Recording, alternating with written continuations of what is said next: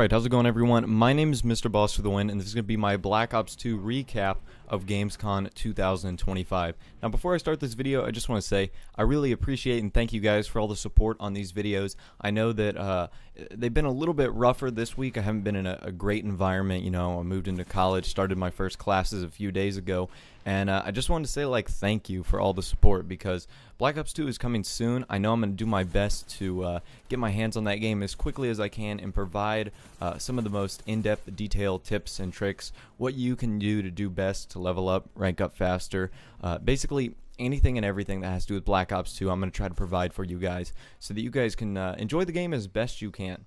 Now today I am going to be talking about my review of what I saw of Black Ops 2 at Gamescom 2025. My first impression is, wow.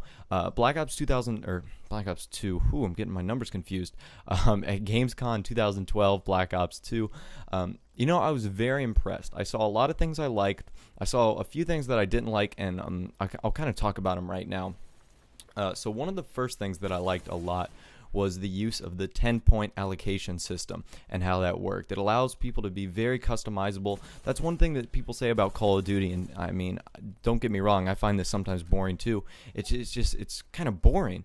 But with this, there's no way to get bored. There's so many endless combinations. Honestly, you could play the game for hours and days, and you could still come up and find new combinations on what's the best point allocation system to get kill streaks, which one's the best to cap flags, or which one's the best to do really well in domination. So that I like.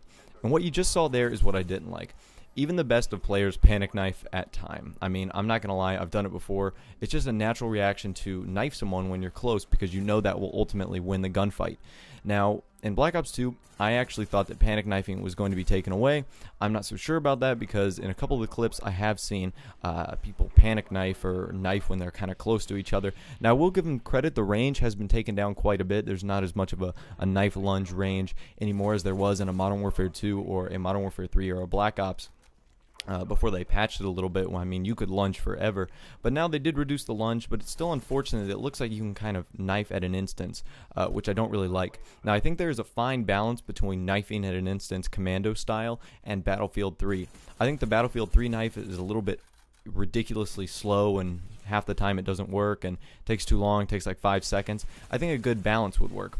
I'm fine if someone knifes me, but I'd really like to have them pull out their knife, not just at an instance slap me in the face with a knife and be done with it. I don't think that's very fair, but like I said, that is just my opinions. Anyways, moving on. I like the maps. The 3 maps that they showed, one was like Cargo, Aftermath, and Turbine. Those are very good looking maps. I see some good power positions. I see some good places where you could walk around and do this and do that and explore. There were a few bridges that I know would be good power points for people. And I like how the maps are interactable. Like on Cargo, the little cargo crates, they actually move around, which adds a nice, fun, and flavorful feature, I guess you could call it, to the game, which is also pretty nice in my book. I'm not going to lie. I like to see that. It works out really nicely. Another thing I liked a lot was the kill streaks. The kill streaks look awesome. Even though the RCXD is back, Flak Jacket is all superior to most kill streaks.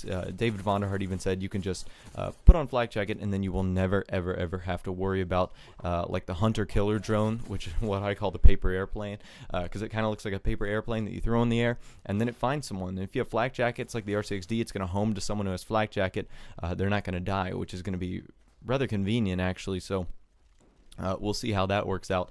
And you know, it's just going to be really exciting. I'm excited to see all the new guns. The guns look really nice with the select fire, and I really like the perk combinations of what they've done. Taking pro perks out is really risky, as that kind of goes back to a Call of Duty 4 World at War era, but I'm guessing with the combination of so many perks, and since they designated perks to only affect your character and not your gun, I can see how they do that. They're leaving the attachments to affect the gun, and they're leaving the perks to affect your character, which is really nice, and honestly how it should be, because in Black Ops there was a perk, I think it was Hardened, that allowed your gun to do more penetration, and that was kind of a waste. You know, I feel like an FMJ attachment would have been better.